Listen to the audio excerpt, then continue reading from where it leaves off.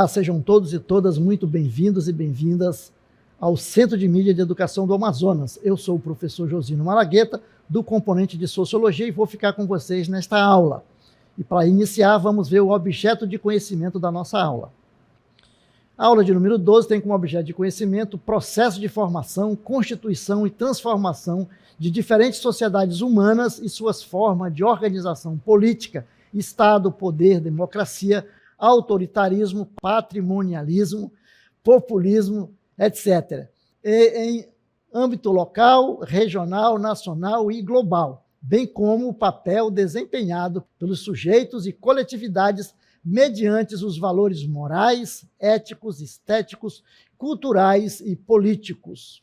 E, como detalhamento, teremos as formas de participação política, sistemas de governo e soberania, regimes, partidos políticos e sistemas eleitorais.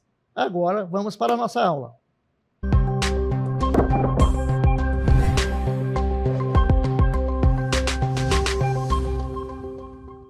Muito bem, iniciamos a nossa aula falando do que significa participação política, o que designa a participação política.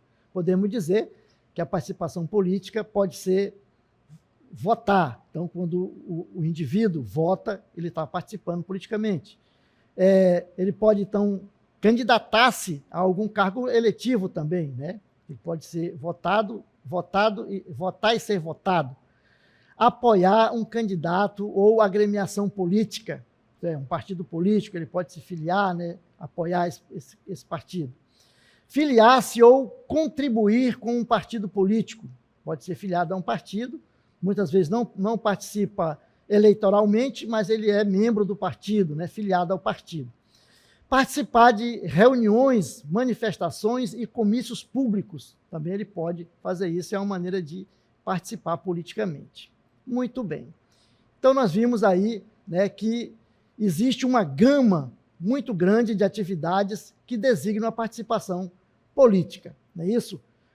E, né, o indivíduo votando, candidatando-se, participando politicamente, filiando-se a um partido político, ele vai, então, estar participando da política. Muito bem. E aí nós vamos agora trabalhar de forma mais focada na participação política e cidadania, né? O que é esse conceito? Esses dois conceitos que são importantes. Vamos lá, então? Podemos dizer que o conceito de participação política está vinculado à conquista dos direitos de cidadania, né? Então, você só participa politicamente quando você tem, né, conquistou esse direito, ou os direitos de cidadania. Segundo o pensador e politólogo italiano Giacomo Sani, ele diz o seguinte, que existe 3 níveis de participação política. E agora a gente vai ver um por um, né, desses níveis, certo? Vamos lá, começando com o primeiro nível, que ele chama o nível de presença. Presença. O que seria essa presença? A própria palavra já está dizendo, né? Você está aí, está presente, não é isso? Então vamos lá. É o nível, né, a presença é o nível mais básico da participação política, que envolve a existência, né, dos cidadãos do sistema político e sua capacidade de serem alcançados por ele.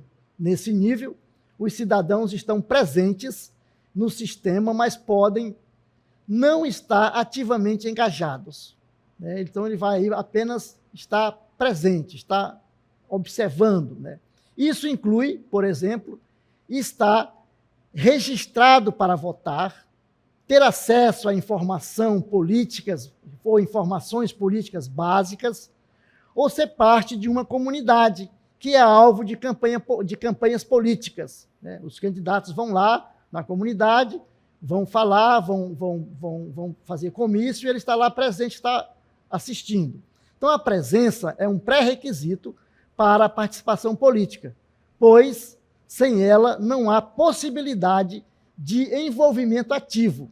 Então, esse primeiro momento, essa presença, leva depois o indivíduo a se engajar, né? No entanto, a presença por si só não garante que os cidadãos exerçam influência sobre o processo político.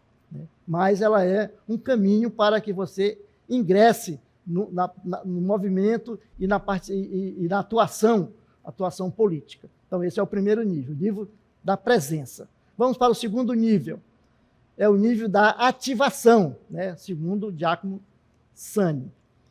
E o nível da ativação. A ativação é o processo pelo qual os cidadãos são mobilizados ou se mobilizam para participar ativamente da vida política. Esse nível envolve mecanismos que despertam o interesse e o engajamento das pessoas, como campanhas eleitorais, movimentos sociais, redes de comunicação ou líderes políticos. É isso? Então, é a ativação.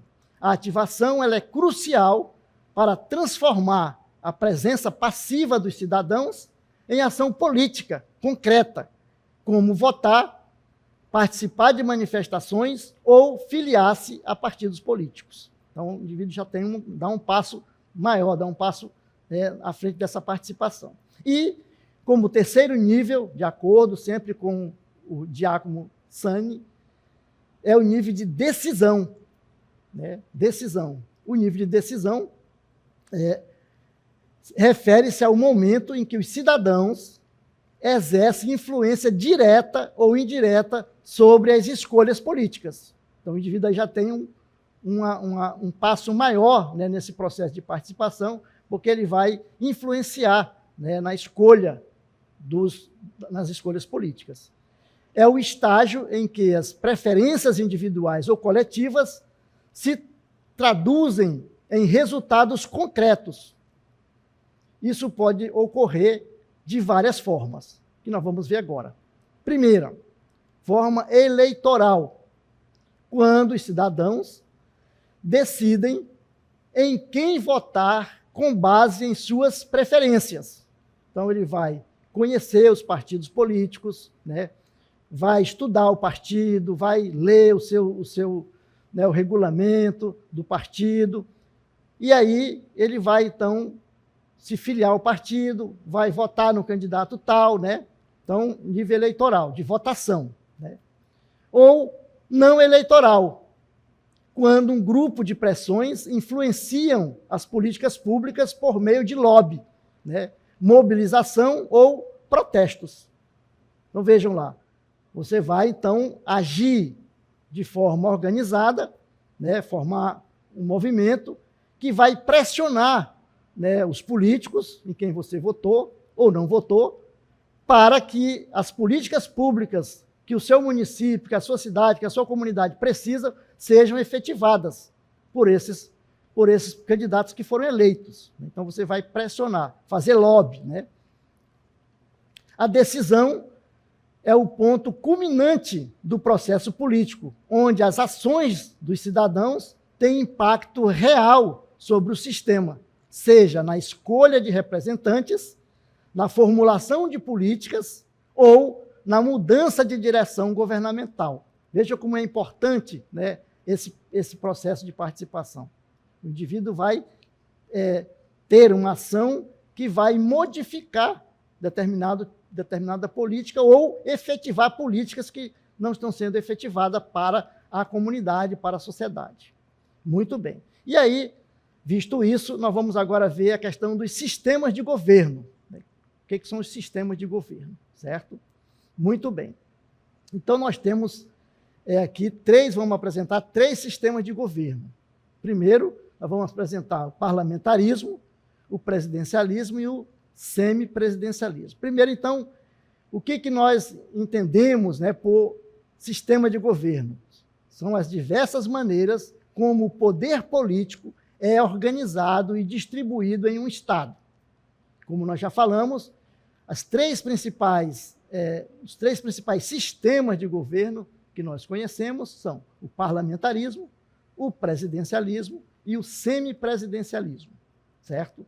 Muito bem, agora vamos ver aí como que funciona esse sistema. Dentro desse processo de de sistema político, nós vamos ver a questão da soberania, como que a soberania é importante nesse processo, né, da definição dos estados. E o que é soberania? A soberania é o poder supremo, né, de um estado sobre seu território e população, sem submissão a outro poder externo.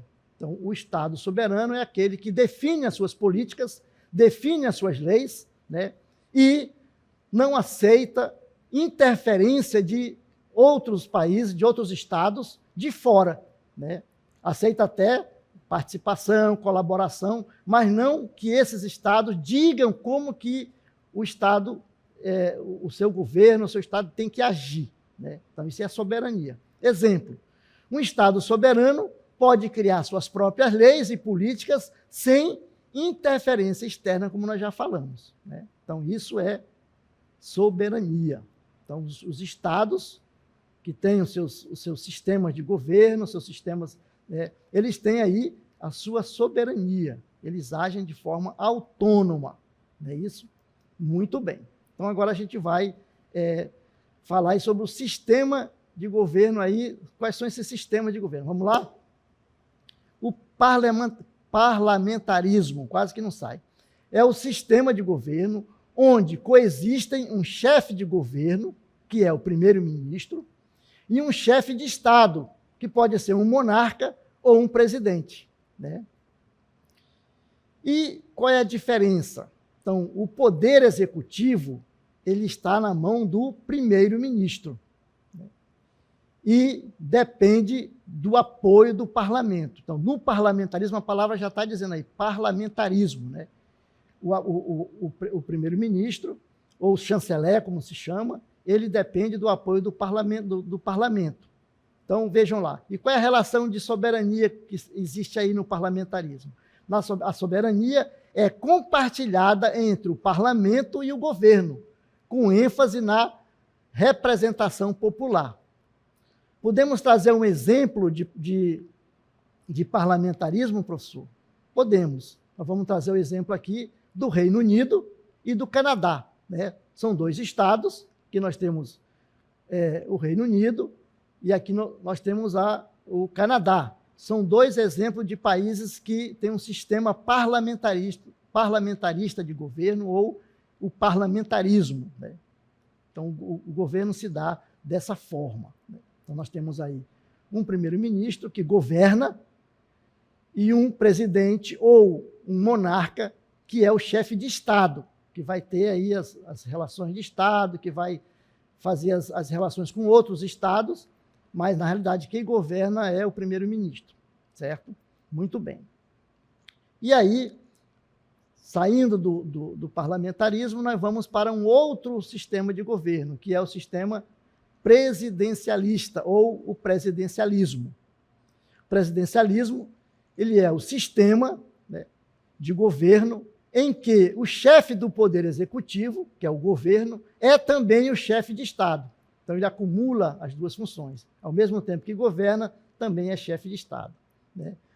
E os poderes executivo e legislativo são separados. Existe uma separação dos poderes, porém, eles são harmônicos, né? Autônomos e harmônicos. Relação com a soberania, né, nesse sistema de governo.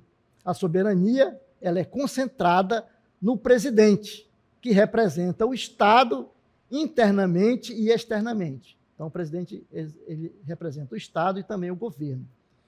Então, nós temos como exemplo de países presidencialistas os Estados Unidos e o Brasil, né? São dois países que são aí, tem o sistema presidencialista, não é isso?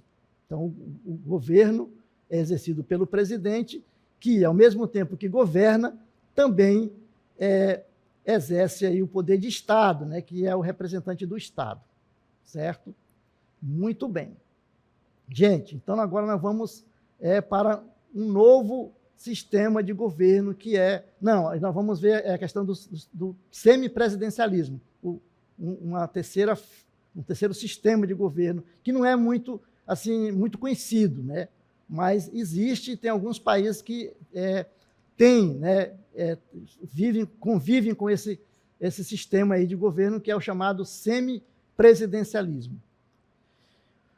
O semipresidencialismo, ele é o sistema de governo onde existe uma mescla, né, entre, uma combinação, né, entre o parlamentarismo e o presidencialismo. Por isso é chamado de semipresidencialismo, porque existe aí essa mescla, essa junção, essa combinação dos dois sistemas, do parlamentarismo e do presidencialismo.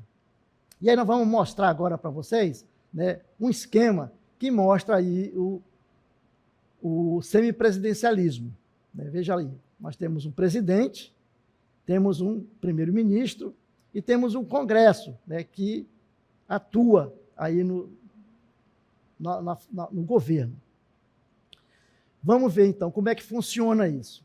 Veja, no semipresidencialismo nós temos um presidente, que ele é o quê? Ele é o chefe de Estado, representa a unidade do Estado. Ele é eleito pelo povo, né, pelo voto popular direto, com um mandato fixo, por exemplo, ou um mandato de 5 anos, ou um mandato de 3 anos, de 4 anos, né, mas tem um mandato fixo. Não depende de sustentação política do parlamento para complementar seu mandato.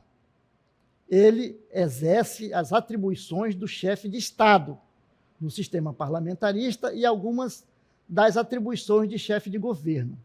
Certo? E o primeiro-ministro é chefe de governo, lidera a implementação do programa de governo vencedor nas eleições, por isso é importante quando a maioria do partido faz as suas cadeiras no parlamento, o primeiro-ministro sempre é eleito por esse partido que tem a maioria, e aí ele vai colocar em prática o seu programa de governo. Normalmente é indicado pelo presidente, o primeiro-ministro, tendo em conta a correlação de força do parlamento. Então, aí vai se fazer as correlações de forças, os partidos mais votados sempre vão eleger o primeiro-ministro.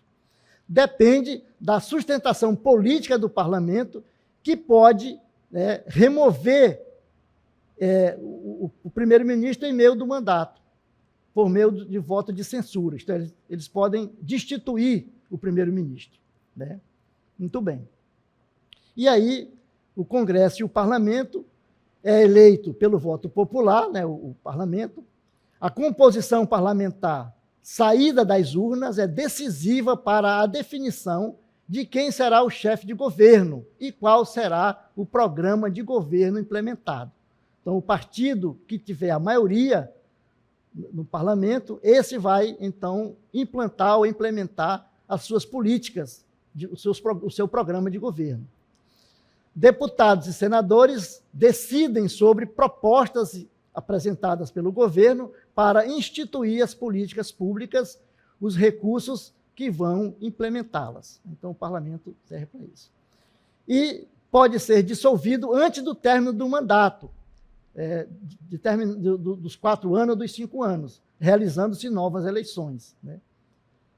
Isso nós tivemos exemplo agora na França, né, que o presidente destituiu o parlamento e convocou novas eleições. Pode acontecer. Né? Relação com a soberania. A soberania ela é dividida entre o presidente e o parlamento, com um equilíbrio de poderes.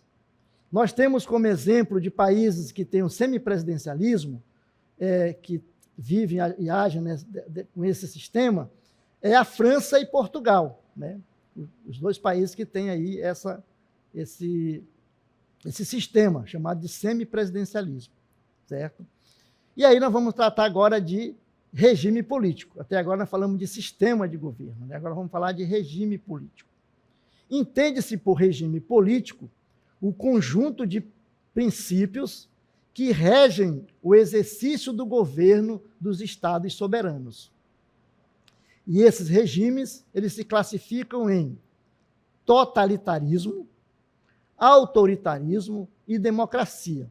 Então, aqui nós temos exemplo, né, aqui no nosso lado, aqui nós temos o símbolo do fascismo italiano e do nazismo, né, alemão, que ambos são fascistas.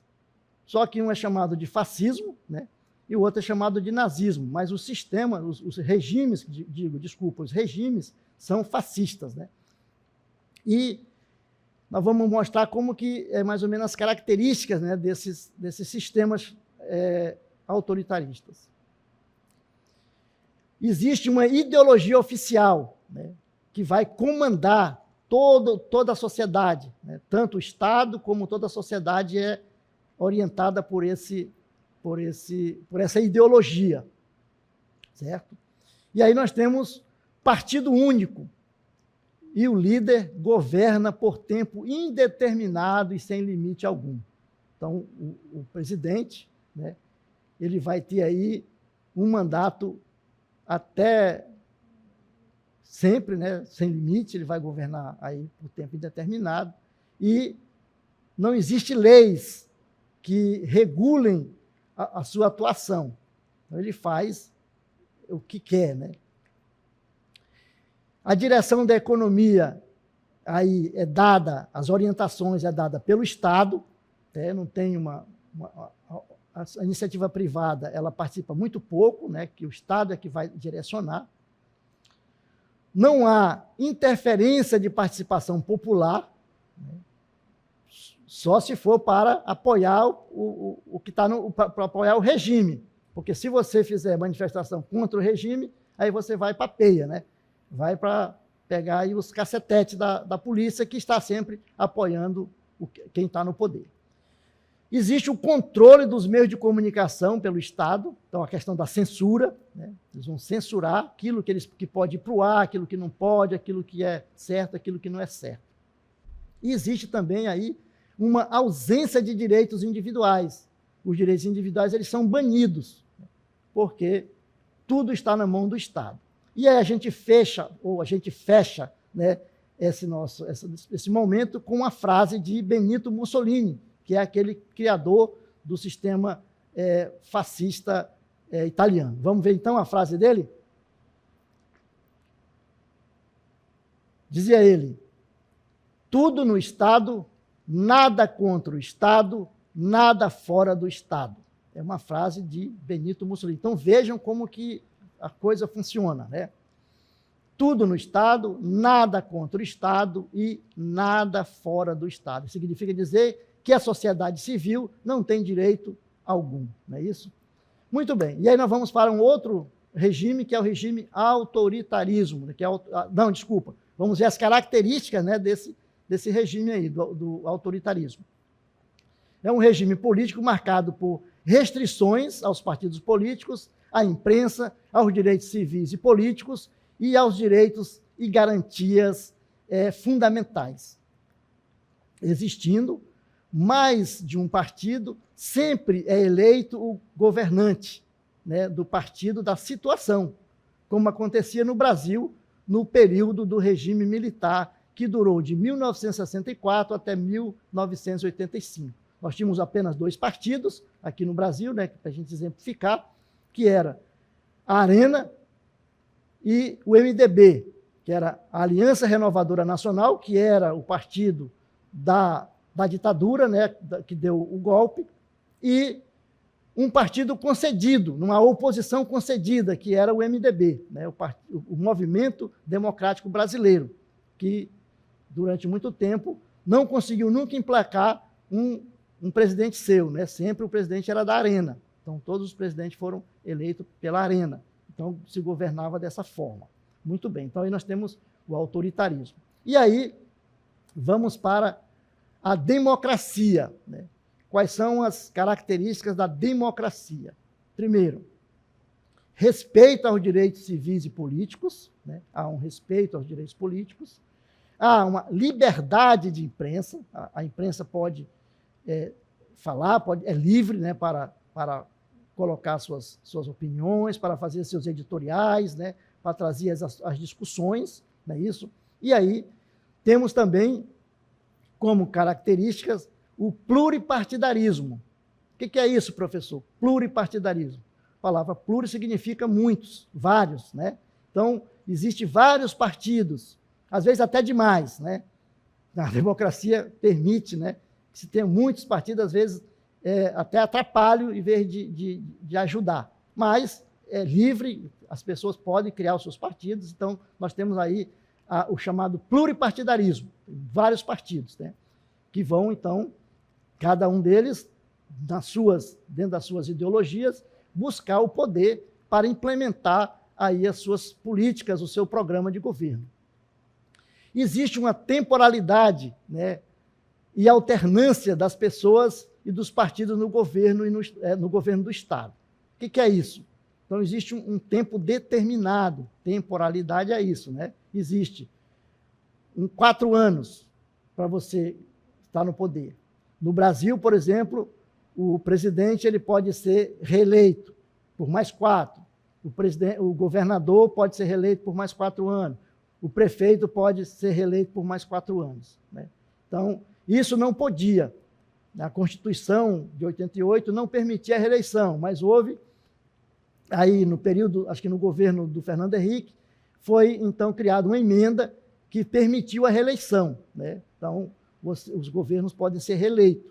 Nos Estados Unidos, a reeleição do presidente, existe a reeleição, mas só pode ser eleito 2 vezes. Né? Depois, aquele que esteve 2 vezes no poder, ele não pode mais participar de eleições, tem que ser outro. Aqui no Brasil, não. Na reeleição, o presidente pode ter vários mandatos, desde que consiga ser eleito, né? Consiga se eleger. Não é isso? Muito bem. E nós falamos aí da alternância, então há essa alternância, né, de poder. As pessoas vão alternando. Muito bem. E aí vamos, então, para partidos políticos e sistemas eleitorais.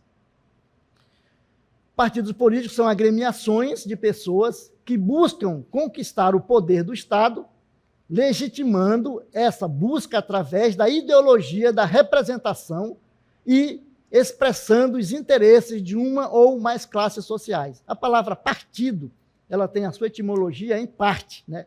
É uma parte da sociedade, daí partido, né? Partido político, ele representa uma parte da sociedade. E a ideologia dessa parte, não é isso? Muito bem. Então, vamos continuar aqui na reflexão sobre os partidos políticos. Os partidos políticos são fundamentais na democracia, pois mobilizam as demandas sociais, representam interesses de classe, participam do processo eleitoral, influenciam, né, a legislação e as políticas públicas que serão implementadas. E sistema eleitoral. Sistema eleitoral compreende-se por sistema eleitoral o conjunto, né, de critérios utilizados para definir os vencedores em um processo eleitoral. A fórmula de disputa, portanto, do jogo eleitoral. Então, esse é o sistema eleitoral. Principais tipos de sistema eleitorais. Nós temos aí o sistema majoritário e o sistema proporcional. O que é o sistema majoritário? Exige que o candidato obtenha maioria absoluta, 50% mais 1, ou maioria simples para vencer. É adotado tanto para cargo do Poder Executivo, presidente, governador e prefeito, quanto do Legislativo, no caso, os senadores. E o sistema proporcional, distribui cadeiras conforme a porcentagem de votos recebidos pelo partido ou coligação. Não se considera apenas a votação nominal, nesse caso aí, individual, do candidato ou candidata, mas também o total de votos dados ao partido ou federação. As federações são consideradas como um partido só, né? E o objetivo desse sistema é fortalecer os partidos políticos, certo? Muito bem. Então, a gente fecha a nossa aula com com a questão dos tipos de sistema, dos principais tipos de sistemas eleitorais, né? A questão do majoritário e do proporcional. Por isso, muitas vezes, aqui na questão proporcional, uma pessoa tem muito voto, mas não se elege, porque o candidato do outro partido teve mais voto, então ele tem mais cadeiras, tem direito a mais cadeiras aí no cômputo geral aí do coeficiente eleitoral. Não é isso, gente? A gente fica por aqui, agradecemos a participação de todos vocês e até uma próxima aula.